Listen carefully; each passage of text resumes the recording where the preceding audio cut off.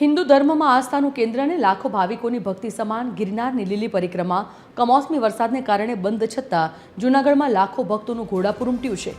પરિક્રમા બંધ રહેવાને કારણે ભાવિકોની આસ્થાને મોટો આંચકો લાગ્યો છે, પરંતુ ગિરનારી બાપુની કૃપા મેળવવાની ઈચ્છા ભક્તોમાં ઓછી થઈ નથી। ઘણા ભાવિકોએ પરિક્રમા રૂટ પર જવાને બદલે ગિરનાર પર્વત ચડવાનું શરૂ કરી દીધું। પરિણામે ગિરનાર પર્વત ચડવા માટેના પગથિયા પર ભાવિકોનું ઘોડાપૂર ઉમટ્યું અને ભારે ભીડ જોવા મળી રહી છે। તેઓ આ રીતે પ્રતિકાત્મક રીતે પોતાની યાત્રા પૂર્ણ કરવાનો પ્રયાસ કરી રહ્યા છે।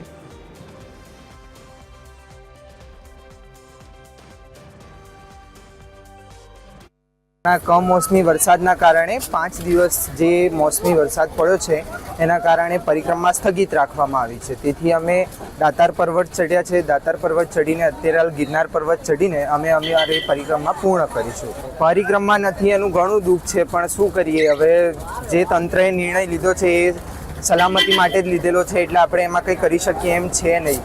સેફટી પહેલાં ઇમ્પોર્ટેન્ટ છે, એટલે એ ધ્યાનમાં રાખવું પહેલાં જરૂરી છે। પરકમ બંધ હોવાના છતાંય એમને અંબાજી મંદિરથી ફરીને પાછા આવતા રહ્યા। પરિક્રમા બંધ છે એટલે બહુ મુશ્કેલીમાં મેકાણા છે। પબ્લિક હજી બધા બહુ દરવાજે બધા બેઠા છે વાટ જોઈને કે પરિક્રમા શરૂ થશે એવું કાંઈ, પણ એવું કાંઈ શરૂ થાય એવું છે અને પરિક્રમા એટલે ભાઈઓ બહેનો બધા તમે જુનાગઢ ચડીને જતા પાછા આવતા રહેજો। માર્ગ બધા ધોવાઈ ગયા છે એટલે પરિક્રમા ફરવાનું બંધ રાખ્યું છે।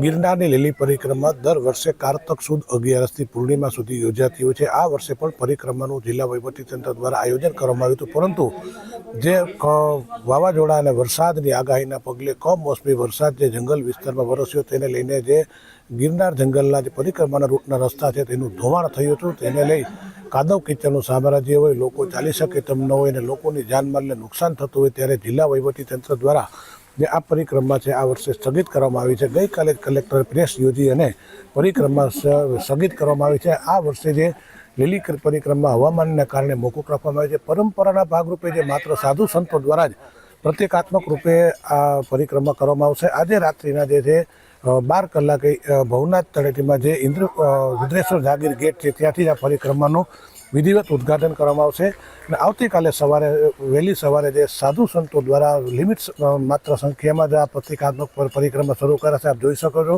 કે આ પરિક્રમાનો મુખ્ય રસ્તો છે જે હાલ તો કોઈ જોવા મળી રહ્યું નથી। લોકો પણ સ્વયંભૂ રીતે પોતાની રીતે જે પરિક્રમામાં નથી આવી રહ્યા અને જે પરિક્રમા છે તેના રસ્તાનો છે જે ધોવાણ થયું છે, જેને લઈને લોકોને ચાલીને જવું મુશ્કેલ પડે છે અને લોકોના જીવને પણ જોખમ હોય, ત્યારે તંત્ર દ્વારા જે આ વર્ષે લીલી પરિક્રમા છે તે સ્થગિત કરવામાં આવી છે। પરેશ બુદ્ધભટ્ટી, TV13 ગુજરાતી, જૂનાગઢ।